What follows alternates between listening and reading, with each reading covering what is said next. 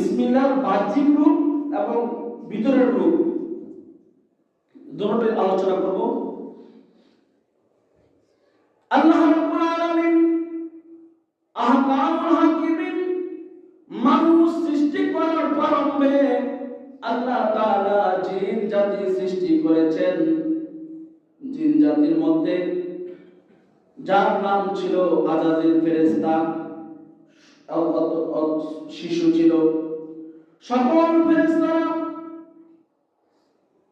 জিন জাতি আল্লাহর সাথে নাফরমানি করেছিল। আল্লাহ সিদ্ধান্ত নিয়েছেন আমি এই জিন জাতিকে সমূলে ধ্বংস করে দেব।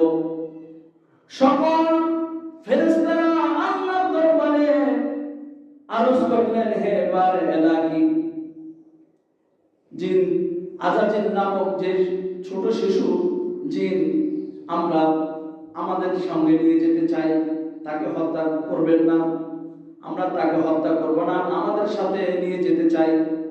আল্লাহ রাব্বুল আলামিন আহকামুল হাকিমিন অনুমতি দিলেন। ঠিক আছে, অনুমতি দিলাম। তখন সকল ফেরেশতারা এই জিনকে সাথে করে নিয়ে গেছেন, তাদের সাথে নিয়ে গেছেন এবং ফেরেশতারা যেভাবে ইবাদত বندگی করে ওই আজাজিল ফেরেশতারাও সেভাবে ইবাদত বندگی করতে লাগলো। ইবাদত করতে করতে করতে আল্লামা জালালউদ্দিন রুমি রাহমাতুল্লাহ আলাইহি বলেন, সোহবতে সালে তুরা সালে গুণন, সোহবতে পালে তুরা তালে গুণন। ভালো মানুষের সাথে হাঁটলে ভালো কিছু শেখা যায়, খারাপ মানুষের সাথে হাঁটলে খারাপ কিছু জানা যায়। ফেরেশতারা আজাজিল নামক ফেরেশতাকে সঙ্গে নিয়ে ইবাদত বندگی করলেন। ফেরেশতারা যা কিছু করলেন আজাজিলও তা করতে লাগলেন।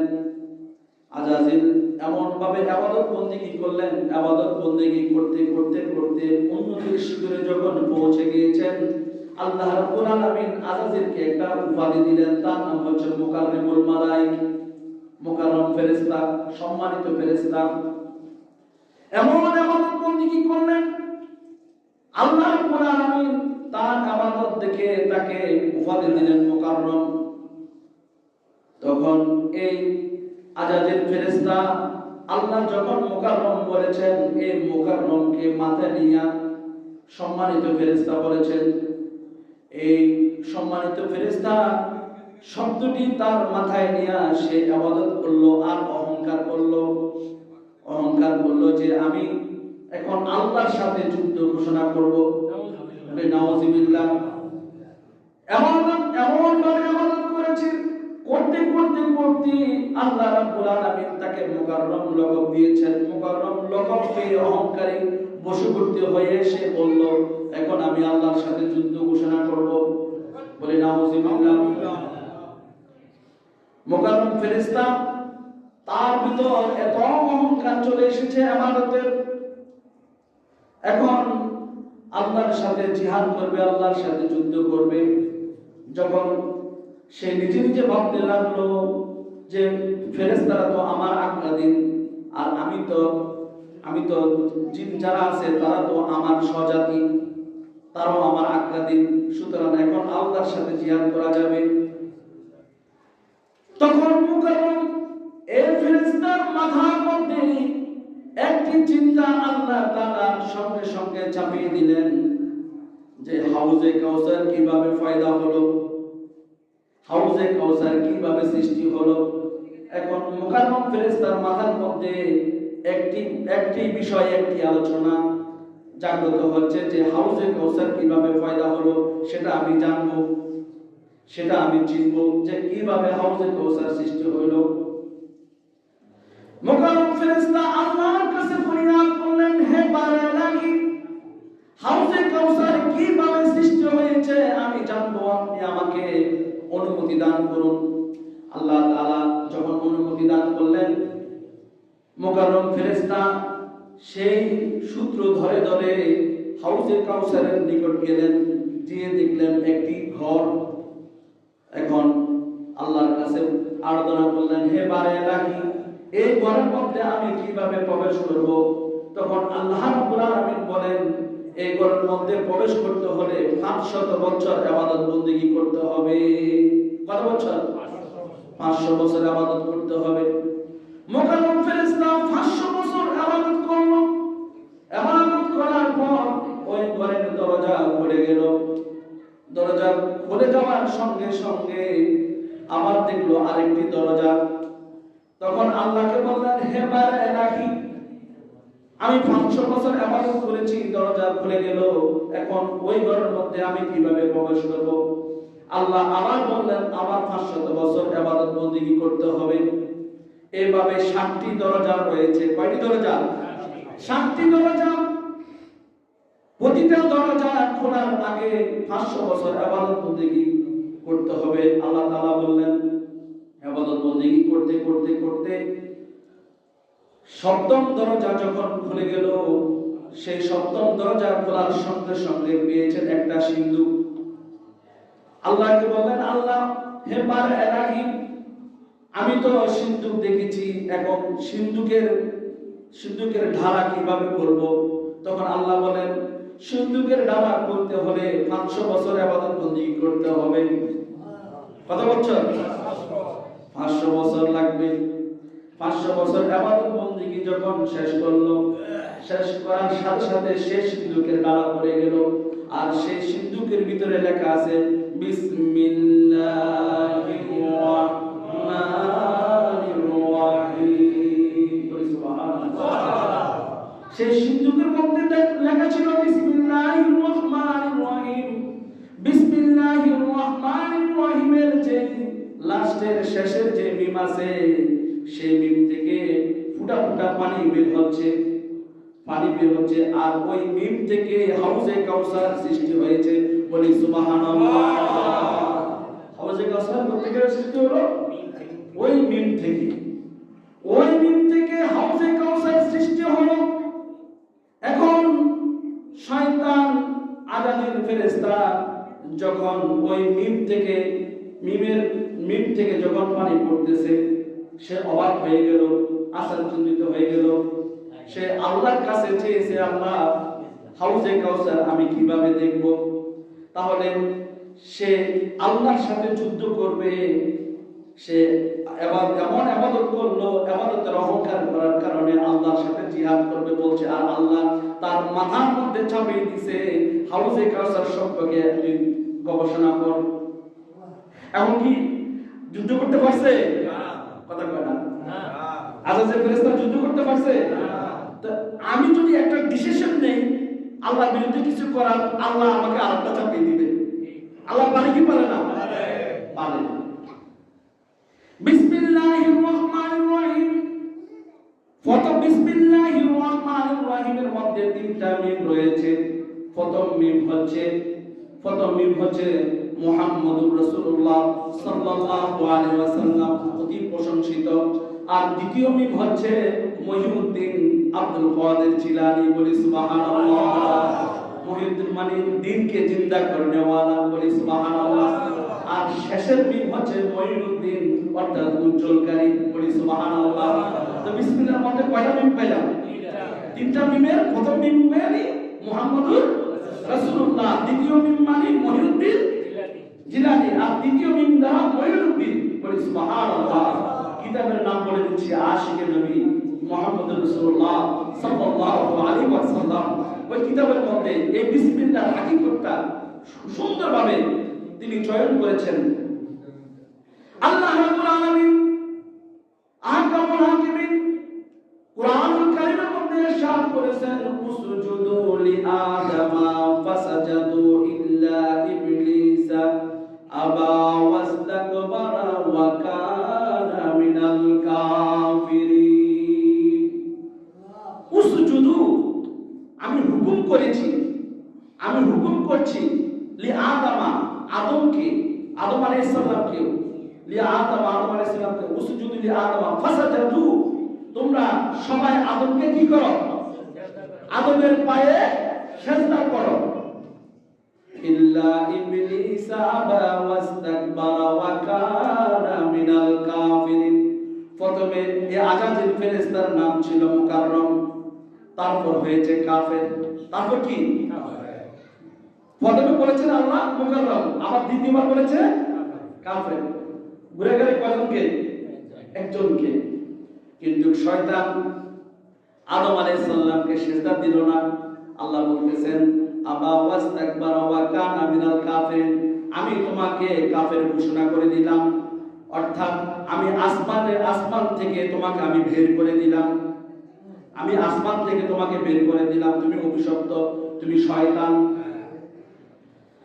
এইভাবে মুকাররম ফেরেশতা আত্ম অহংকার করেছিল, কিন্তু আল্লাহ রাব্বুল আলামিনের কাছে কোনো অহংকার চলে না। অহংকার করবে একমাত্র আল্লাহ তাআলা। কি করবে? আল্লাহ তাআলা অহংকার করবে। যতই বড় কোটিপতি হোক, শিল্পপতি হোক, যতই বড় মাদ্রাসা দেনওয়ালা হোক, সে যদি অহংকার করে তাহলে তার ইবাদত কখনো আল্লাহর দরবারে কবুল হবে না। কবুল হবে না, কবুল হবে না। ওই শয়তানের পরিণত হবে। শয়তান 6 লক্ষ, কত লক্ষ? 6 লক্ষ বছর ইবাদত করেছে, এমন কোন জায়গা নাই সে সিজদা দেয় নাই। সে কি হয়েছে? আবা ওয়াস্তাকবারা ওয়া কানা মিনাল কাফিরিন, সে কাফের হয়েছে। আবার আল্লাহ প্রথমে মুকাররম বলেছেন, আযাজিল থেকে মুকাররম, মুকাররম থেকে কাফের। মুকাররম থেকে কি? কাফের। শয়তান ইবাদত করেছে, কাফের হয়েছে। শয়তান বন্দেগী করেছে, আবার মুকাররম হয়েছে, আবার কাফের হয়েছে। এগুলা কার খেলা? আল্লাহর খেলা। সুতরাং আমাদের সকলের বোঝা উচিত, যাতে শয়তান আমাদেরকে ধোঁকা দিতে না পারে সেই চিন্তা আমাদেরকে করতে হবে, ঠিক কিনা? উসজুদু লিআদামা ফাসাজাদু ইল্লা ইবলিসা আবা ওয়াস্তাকবারা ওয়া কানা মিনাল কাফিরিন। আমি বলেছি তোমরা সবাই আদমকে সিজদা দাও। কেন আদমকে সিজদা দিবেন? আদমের ভিতরে আল্লাহর কোয়ালিটি, আল্লাহর গুণাগুণ সব কিছু আদমের মধ্যে ছিল, সেজন্য আদম সম্মানিত। বলি সুবহানাল্লাহ। আল্লাহর সিফাত আদম আলাইহিস সালামের ভিতরে বিদ্যমান ছিল বলেই ফেরেশতাদেরকে সিজদা করার জন্য আল্লাহ হুকুম করেছেন। আর সে বলে আল্লাহর সাথে তর্ক করে যে আদম হলো মাটির মানুষ আর আমি হইলাম আগুনের তৈরি, আমি থাকি উপরে, সে থাকে নিচে, আমি তো সব সময় উপরে থাকবো, আমি তাকে কেন সিজদা করতে যাব? তো আল্লাহর সাথে কি তর্ক চলে? না। আল্লাহর সাথে কি, আল্লাহর বিরুদ্ধে কি মিটিং চলে? না। মিছিল চলে? না। তো আল্লাহর বিরুদ্ধে মিছিল করলে, মিটিং করলে কাফের হতে হবে। কি বলি, কি হতে হবে? কাফের। সবাই সিজদা দিয়েছে, কিন্তু সে সিজদার বিরুদ্ধে করছে। তাহলে আদম সিজদা এটা আল্লাহর হুকুম। কার হুকুম? আল্লাহর হুকুম। আল্লাহর হুকুম। তো আদম আলাইহিস সালাম, আল্লাহ রাব্বুল আলামিন আহকামুল হাকিমিন, আদম আলাইহিস সালাম এই ফেরেশতারা বলল, মুকাররম বলল, হে আল্লাহ, এখন আমি তো অভিশপ্ত হয়েছি, আমাকে শক্তি দেন। আমাকে কি দেন? শক্তি দেন। কি শক্তি? শয়তান বলল, হে আল্লাহ, আমাকে আদম সন্তানের সকল কাজের মধ্যে শরীক হওয়ার শক্তি দান করেন। দিয়ে দিলাম। আর শয়তান বলতেছে, হে আল্লাহ, আদমের প্রত্যেকটা কাজের মধ্যে যাতে আমি শরীক হতে পারি, আমাকে সেই ক্ষমতা দেন। দিয়ে দিলাম। তারপর বলতেছে, হে আল্লাহ, আমাকে কিয়ামত পর্যন্ত জীবিত রাখবেন। ঠিক আছে, তোমাকে জীবিত রাখলাম। তারপর বলল, হে আল্লাহ, আমাকে কিতাব দান করেন। তো আল্লাহ বলতেছে, তোমার নজুমদের কিতাব হচ্ছে তোমার কিতাব। নজুমদের কিতাব হচ্ছে কি? তোমার কিতাব। 5 নম্বর, শয়তান বলল, হে আল্লাহ, আমি লোকজনকে কিভাবে ডাকবো সেই সিস্টেমটা আমাকে বাতলিয়ে দেন। তখন আল্লাহ বলেন, ঘন্টা ও কাশি যে ঘন্টা এবং কাশি আছে না, এই কাশি দিয়ে তুমি লোকজনকে জড়ো করতে পারবা, একসাথ করতে পারবা। তখন আল্লাহ এবং এই শয়তানের কথোপকথন শুনে আদম আলাইহিস সালাম চিৎকার করে কান্না করতে লাগলেন। আদম আলাইহিস সালাম বললেন, হে পারে ইলাহি, আপনি আপনি শয়তানকে এত পাওয়ার দিয়েছেন, এত শক্তি দিয়েছেন, আমার সন্তানদেরকে সে তো পথভ্রষ্ট করে জাহান্নামে নিয়ে যাবে। তখন আমার আল্লাহ বলেন, হে আদম, তুমি কখনো টেনশন করবা না, চিন্তা করবা না। তোমার সন্তান যখন কোন কাজের প্রারম্ভে যখন বিসমিল্লাহ পড়বে, বিসমিল্লাহির রহমানির রহিম বলবে, তখন শয়তান তোমার সন্তানকে কখনো পথভ্রষ্ট করতে পারবে না। বলি সুবহানাল্লাহ। তোমাকে কখনো, তোমার সন্তানকে কখনো কি করতে পারবে না? ডিস্টার্ব করতে পারবে না।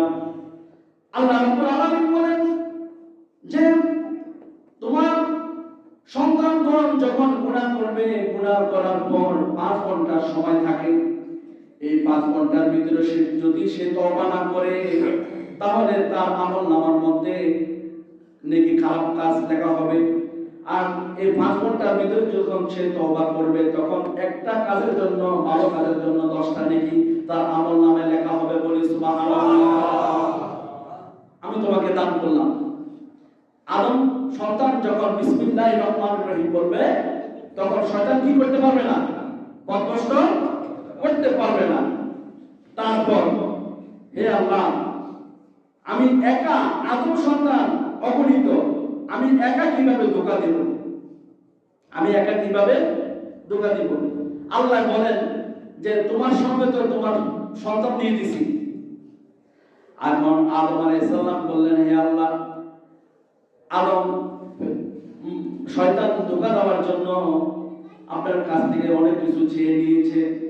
তখন আল্লাহ বলেন, হে আদম, তুমি চিন্তা করো না, যখন মুয়াজ্জিন সাহেব মসজিদে আযান দিবে, তখন তোমার উম্মত, আমার বান্দাগণকে, তোমার সন্তানগণকে কখনো ধোঁকা দিতে পারবে না। বলি সুবহানাল্লাহ। কেননা আযানের ভিতরে মুহাম্মদুর রাসূলুল্লাহ সাল্লাল্লাহু আলাইহি সাল্লাম, অর্থাৎ আমার একটি মহাশক্তি আযানের মধ্যে রয়েছে। বলি সুবহানাল্লাহ।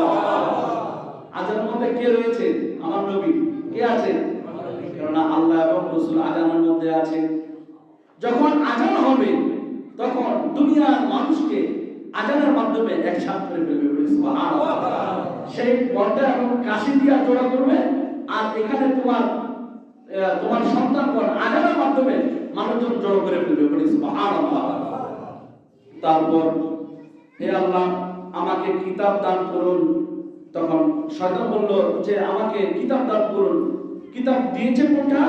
নজরুলদের কিতাব, অর্থাৎ তোর কিতাব। আর আল্লাহ তাআলা আদম আলাইহিস সালামকে বললেন যে আপনার সন্তানকে আমি 100 সারিকানা কিতাব দিয়েছি। 100 সারিকানা কিতাব যদি ধরে রাখতে পারে, তাহলে শয়তান কখনো ধোঁকা দিতে পারবে না। তোমাদের উম্মতে মুহাম্মাদের জন্য হচ্ছে সর্বশ্রেষ্ঠ কিতাব হচ্ছে আল কোরআন। আল কোরআন যদি উম্মতে মুহাম্মাদি যদি সুন্দর মতো পড়তে পারে, আদবের সাথে, তাকওয়ার সাথে, তাহলে শয়তান কখনো ধোঁকা দিতে পারবে না। তারপর বলল, হে আল্লাহ, আমাকে আদম সন্তানের সকল কাজের মধ্যে শরীক হওয়ার তৌফিক দান করুন। অর্থাৎ আমরা আমাদের প্রত্যেকটা কাজে প্রারম্ভে আমরা বিসমিল্লাহ পড়ি না, পড়ি না, এমনি পাঠ করে খাইয়া ফেলাই। হ্যাঁ, আমরা পড়ি না। বিসমিল্লাহির রহমানির রহিম পড়বেন। যত পড়বেন এতে বরকত হবে, লাভ হবে, লস হবে না। যে কোনো কাজে আপনি আমাকে একটা দিয়েছেন, ধরেন একটা পোস্টার দিয়েছেন যে হুজুর ধরেন আপনাকে দাওয়াত দেওয়ার জন্য এই পোস্টারটা দিলাম, বিসমিল্লাহ, তাহলে এখানেও অনেক বরকত আছে। এখানে কি আছে? কাউকে একটা খেজুর দিচ্ছেন, বিসমিল্লাহ। কাউকে একটা টুপি দিচ্ছেন বা তসবিহ ছড়া দিচ্ছেন, বিসমিল্লাহ। কাউকে টাকা দিচ্ছেন, বিসমিল্লাহ। প্রত্যেকটা কাজের আগে বিসমিল্লাহ করতে হবে। এমনি আধ্যাত্মিক ভাবে নবীর যত উম্মত রয়েছে, সকল উম্মতের কলমের ভিতরে কুদরতি ভাবে বিসমিল্লাহ লেখা আছে। বলি সুবহানাল্লাহ। নবীর প্রত্যেক উম্মতের ভিতরে কি আধ্যাত্মিক ভাবে বিসমিল্লাহ লেখা আছে। তারপরে বাহ্যিক ভাবে পড়া, এটা শরীয়ত। এটা কি শরীয়ত, আমাদেরকে পড়তে হবে। আমরা যখন বিসমিল্লাহ পড়ব, শয়তান আমাদেরকে ধোঁকা দিতে পারবে না। তখন এই শয়তান শেষ পর্যন্ত আল্লাহ বলতেছেন, হে বারাইলাহি, এই আদম বলতেছেন, হে বারাইলাহি, শয়তান আমার সন্তানগণ যাতে শয়তান থেকে হেফাজত হতে পারে, এর চেয়ে আরো স্পেশাল কিছু আপনি দান করেন। তখন আল্লাহ বলতেছেন লা তাকনাতু মির রাহমাতিল্লাহ, যে আল্লাহ লা তাকনাতু মির রাহমাতিল্লাহ, আল্লাহ আশা থেকে আল্লাহ কাউকে নৈরাশ করেন না। অর্থাৎ তুমি আশাবাদী হও, আল্লাহ তোমার আশা কবুল করবে যদি তুমি আউযু বিল্লাহি মিনাশ শাইতানির রাজিম বিসমিল্লাহির রহমানির রহিম কে কি করো, ধারণ করো, আমল করো। এই আমল করে আপনার ব্যবসা প্রতিষ্ঠান সবকিছু আপনি মোকামে যাচ্ছেন, বিসমিল্লাহ দিয়ে টাকা, বিসমিল্লাহ বলে টাকা দিবেন, মাল নেবেন, যেখানে যান আপনি বিসমিল্লাহ পড়বেন, বিসমিল্লাহির রহমানির রহিম পড়বেন। যে আপনার যদি কুফরিও করে, যদি তাবিজ টোনাও করে, কোনো কাজ হবে না। যদি আপনি যে কোনো ইসে বিসমিল্লাহ বলে যদি আপনি শুরু করেন, যেমন আউযু বিল্লাহি মিনাশ শাইতানির রাজিম বিসমিল্লাহির রহমানির রহিম, আয়াতুল কুরসি পড়লেন, আল্লাহু লা ইলাহা ইল্লা হুয়াল হাইয়ুল কাইয়্যুম লা তাখুযুহু সিনাতুন ওয়া লা নাওম, বা ইয়াসিন সূরা বা আর-রহমান সূরা, যে কোনো কাজের আগে যদি বিসমিল্লাহ পড়েন, তাহলে এর মধ্যে অনেক বরকত ও রহমত রয়েছে। বলি সুবহানাল্লাহ। তারপর আমি বিসমিল্লাহর বরকত সম্পর্কে আলোচনা করব পরবর্তী জুমার মধ্যে, তাও অনেক লম্বা আলোচনা। আল্লাহ রাব্বুল আলামিন এই আমাদেরকে ছোট ছোট আমলগুলো করার তৌফিক দান করুন বলে আমিন।